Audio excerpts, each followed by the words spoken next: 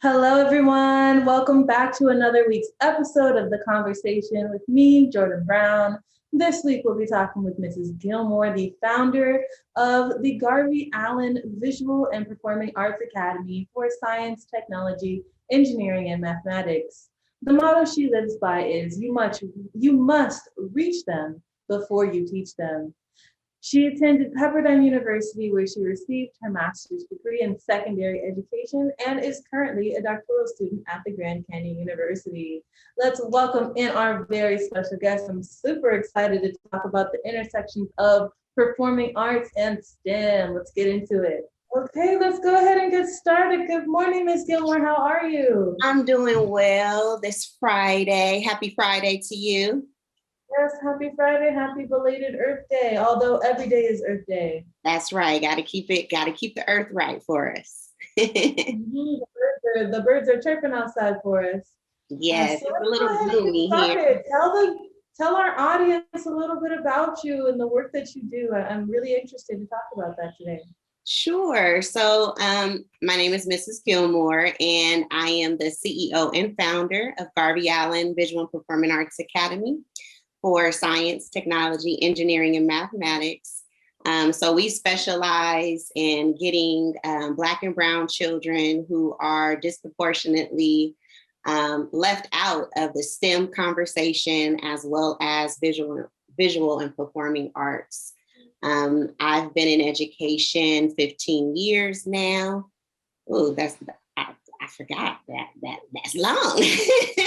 About 15 years now. And I've spent the last 5 years of that in administrative roles. And so I just took a leap of faith and just left my district job and said, our community needs a charter school and a school that is unapologetically going to fight for our disadvantaged youth who happen to be here in Riverside County, Moreno Valley area, Black and Brown babies. Wow, that is such important work. I've got a lot of questions for you. So Okay.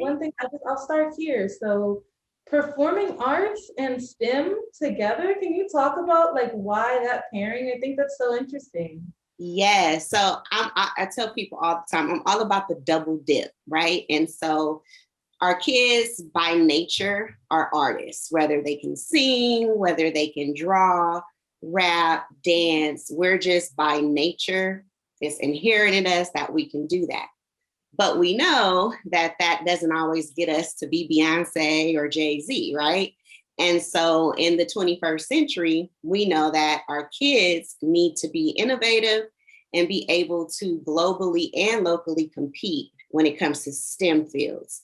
And so what we did was we created a pathway where they choose their conservatory in the arts, but they also choose a conservatory in STEM. So you may have someone who loves to cook.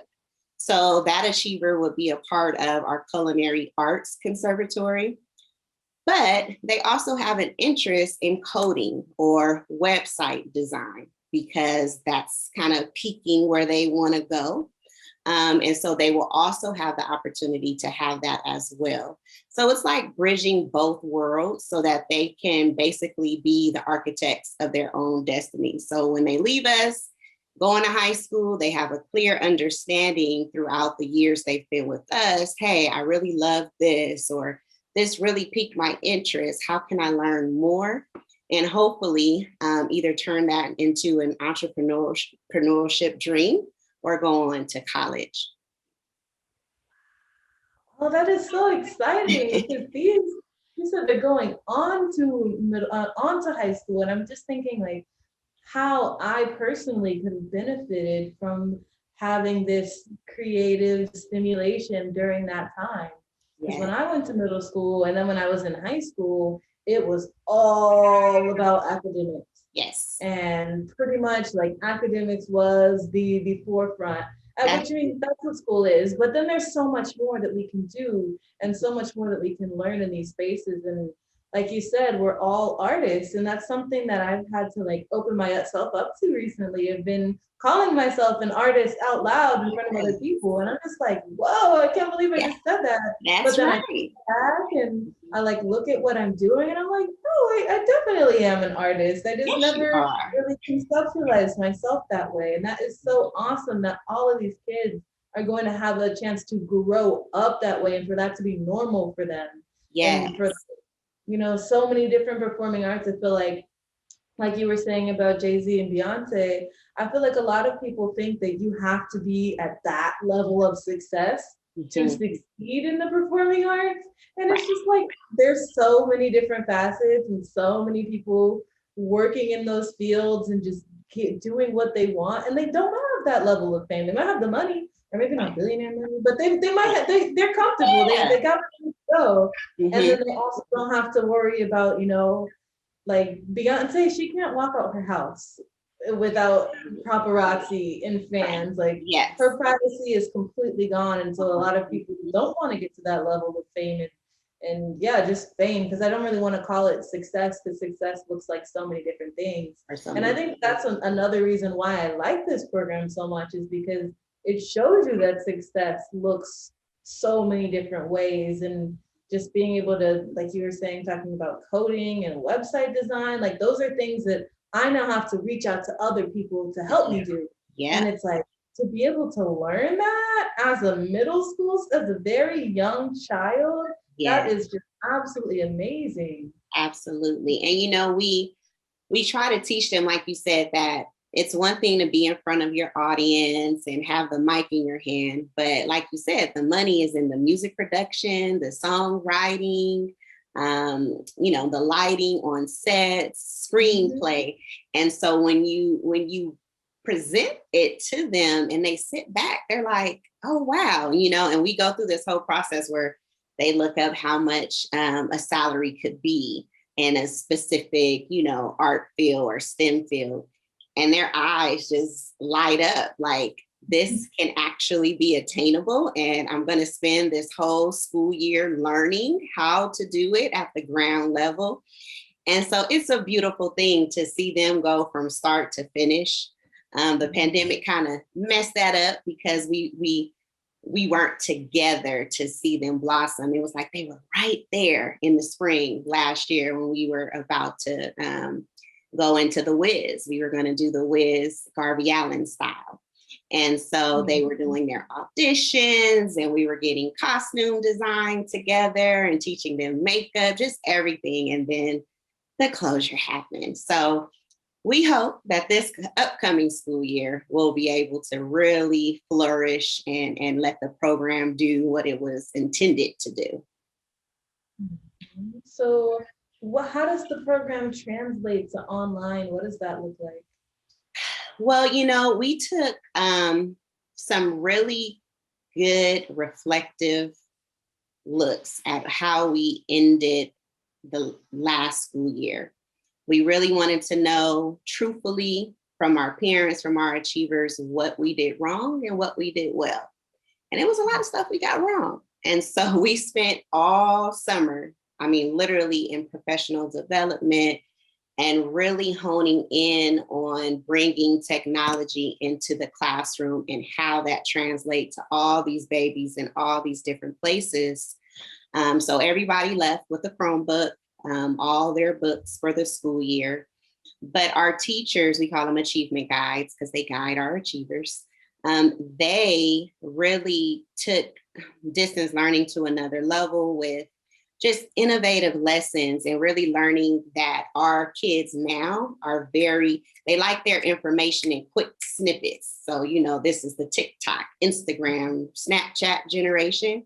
So they had to kind of step out of themselves and really bring that technology into the classroom. So more visual aids and not long drawn out lectures, but visual videos and getting them in front of the camera and having them respond to things in a tweet and be able to understand how to use those characters, those limited characters to get your point across. So we embedded a lot of the things that we knew they were already doing, to help us really bridge the gap between on campus and online.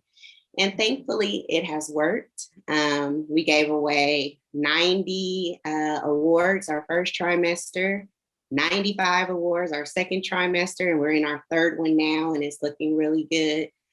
Some of our babies, most of our babies, to be honest, thrived in this environment. And when you ask them why, they always say, well, I don't have the distractions, Miss G, and I don't have to worry about, somebody laughing at my clothes or my uniform not being pressed, or shoes, or girl pressure. Boy, like, most of them really have been able to focus. Now there are some, What are the age range of the students? 5th grade through 8th grade. Okay. So you have 10 to 13. Oh yeah, that was, woo, it's a lot of Right. drama during that time. Oh my goodness. Yes. My little sister is in 7th grade right now, and Oh yeah. and she just doesn't have any stories to tell for me. But No. you asked me about middle school. Look, we could be here all day, right? Stuff went down. It's just like I really do really love that they are not having to work with the pressures and just terribleness of middle school students in particular, because it's just a lot of like going back and forth.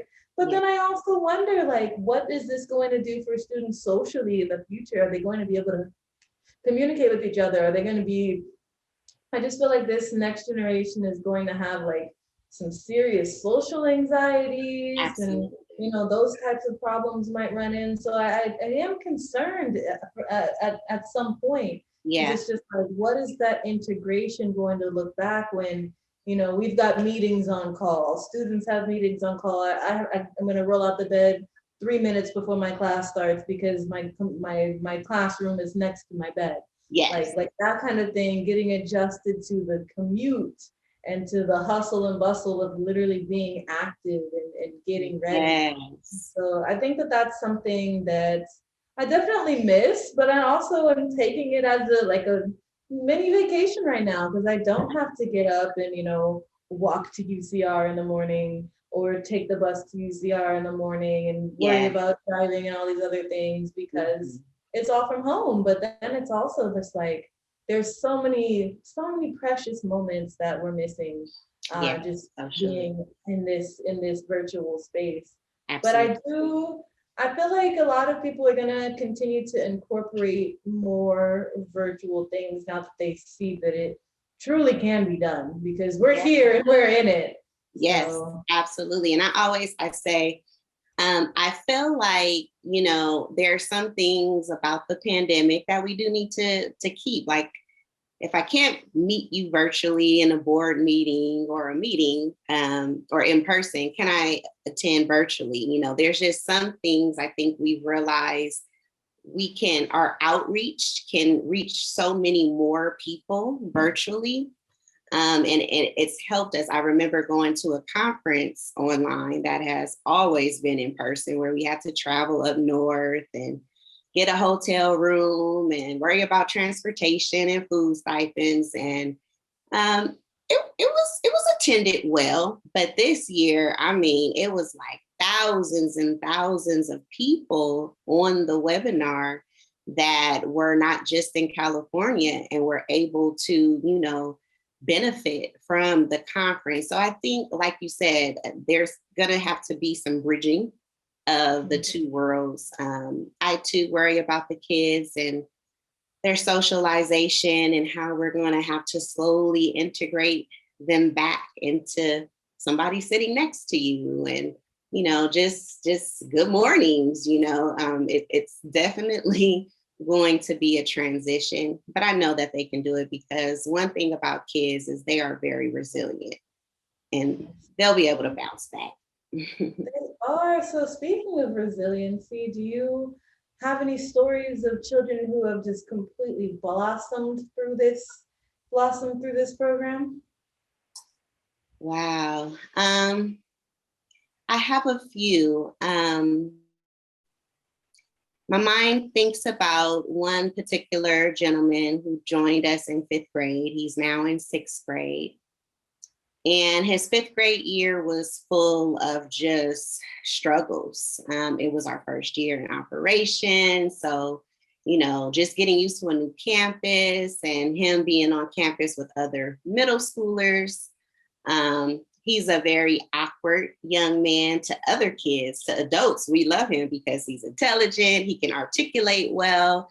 He watches CNN and he's proud of it. Like the conversations he has is like on a whole nother level. So he struggles with his peer group, which then made him struggle academically. And he would cry a lot and he would make me break down and cry because he just couldn't understand why people couldn't accept him for who he was. So I was really worried about him when we closed. And so in the fall, when we got back to going and I saw him and it was like, is that you? Like it was just a totally different person. He held his head up high. He had some confidence about himself. And he really didn't care at that point, what people were saying. And so I said, stay after class. I want to talk to you. And so he was like, Miss G, I don't care what people say. I think it's great that I can be in my room and I can say what I want to say without having to have people laughing behind me or pointing at me.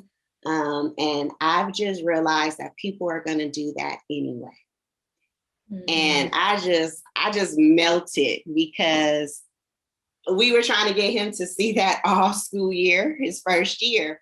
And that's the beautiful thing about middle school. The kids start at one point, but you see their trajectory moving forward. And it's just a beautiful thing. And so for him, the sky is the limit. A lot of the accommodations that we had to give him, we met over this school year and mom was like, nope, he doesn't need that anymore. He advocated for himself. No, I don't need to see that person, to talk about X, Y, and Z anymore.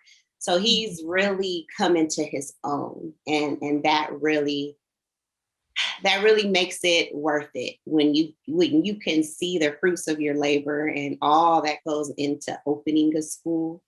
And you see that the kids are getting it, the parents are loving it. So I really am glad to be able to see that in him. Wow, that's awesome. I was going to ask, like, what needs to be, what's the most important thing that needs to be like understood about different children's personal and educational development? But I feel like you really put that there because you're talking about, just truly caring and listening to what the students need. And I think that is so important because oftentimes we pay the most attention to star students and we pay the most attention to these students that are doing so well, and then the other students just kind of fell off. And we have to really make sure that we are giving that entire attention and loving care to the students. And I see that you did that there, and that is awesome. Yeah, we thank you. We really focus on social emotional learning and listening. I tell the staff, we have to listen because one thing people don't realize about kids is they see right through you. They know if you care. They know if you're genuine. They know if you're a confidant that they can go to and talk about anything. And while someone may not be able to do that with me, they can come to you and do that with you. So I always urge the staff to not only feed them academically, but prepare them socially and emotionally, because I think our schools leave that part out. We're doing a little better with talking about it, but talking about it is one thing, and really putting some programs in place and understanding the social emotional, especially of Black and Brown children, and trauma informed instruction is so big right now because we get the trauma, but now they're seeing it. They're at home. It's on the news. It's on, social media. It's everywhere. So they're immersed in these traumatic events. And how do we center that and get them to filter through and be able to, ask questions for clarity, understand that everyone has their own opinion and it's okay to have an opinion as long as you have yours and it's rooted in some type of moral and ethic values. So we try to have a whole child experience when it comes to our achievers, and I'm hopeful that it'll just continue. And I'm glad that we are able to get this part of the population that it feels like so many have forgotten. And that's really the reason why we do what we do. Now, I've got an interesting question for you. So, do you think that students should be able to choose the school that they attend? I feel like we really only get to choose our college. In some cases, we get to choose high school, but like, do you think that the students and the family should be able to choose rather than just being assigned by district? Absolutely. I am a big proponent of choice. I think that parents know their babies the best, and our students know themselves the best. And so, a lot of times, by zip code, we're having to go to our neighborhood schools. And that could be good for some, but it's turned out not to be the best decision.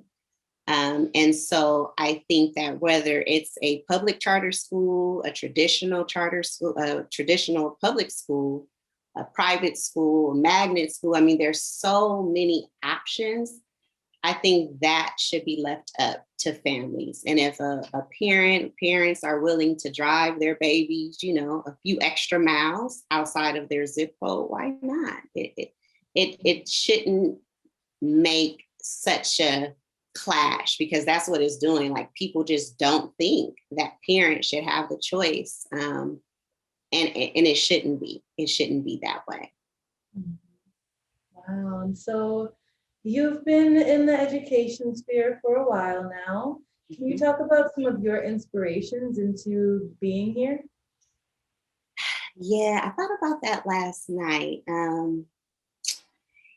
Growing up, I was fortunate. I grew up in Carson, and I was fortunate to grow up in such a rich environment where I had strong, positive role models, female role models who were all about Blackness and acceptance of everyone, but wore who they were on their sleeve and unapologetically. And to see that from elementary school, my principal was Miss Hayes, and I would hear her clickety clack heels. She would wear these little kitten heels, and she had long, pretty hair and glasses, and she would be walking with her clipboard and pen. And I used to just sit like, wow, I think I want to do that, right? And so then I went to middle school, and I had Dr. Woods, and she was the same way. And I'm just like, okay.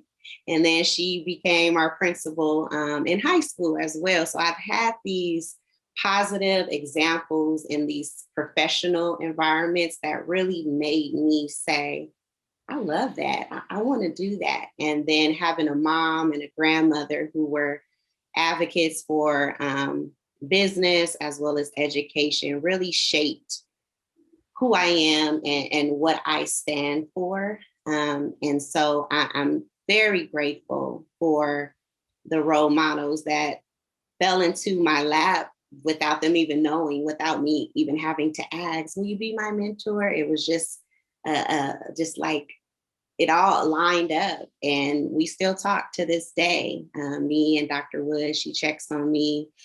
She's in LAUSD now, and she talks about to see me as a sixth grader and now to have my own school, how, she feels that her job was done as well. So it's like passing that torch and really bringing up the next generation and showing them you can do this too, Beautiful. Thank Yeah, so I guess speaking of the next generation, I'll leave our viewers with this, and just the last question to you. What is something you had or had known about your education when you were a young student? You know, my family pushed college. That was it. Like that was your only option. Don't even think about not going to college. And because we were middle class, financial aid was scarce and scholarships were too. So debt is in existence now because of student loans. And so I think what I wish I would have known is that while education is the great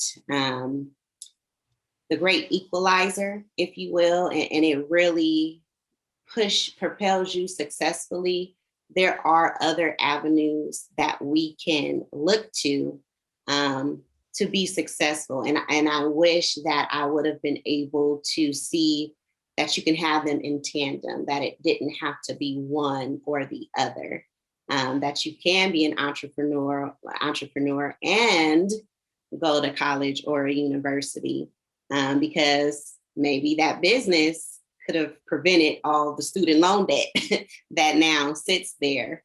So that's definitely something I wish I would have been able to know, as well as be able to go to an HBCU and know that I could do that, because I didn't know that I could do that. Like I didn't know I could leave California and be able to pay for, going off to HBCU. I just thought it was something far-fetched. I got in, I applied, but I didn't see how I can really manifest that and my family afford that to make it a reality. Well, yeah, when everybody tells me that they wish they could have gone to an HBCU, I'm like, I don't know what to say to you because I loved going to an HBCU. Yeah. Oh man, I mean, shoot, it was just, Spelman still has my heart every day. That's oh right. My goodness. Well, yeah. Thank you so much for sharing. This has been incredible. I've learned a lot about you and your students and how performing arts and STEM can go together. That really blew my mind. So, wow, yeah. Thank you so much. Thank you for having me. To you today, Ms. Gilmore. Absolutely. You take care.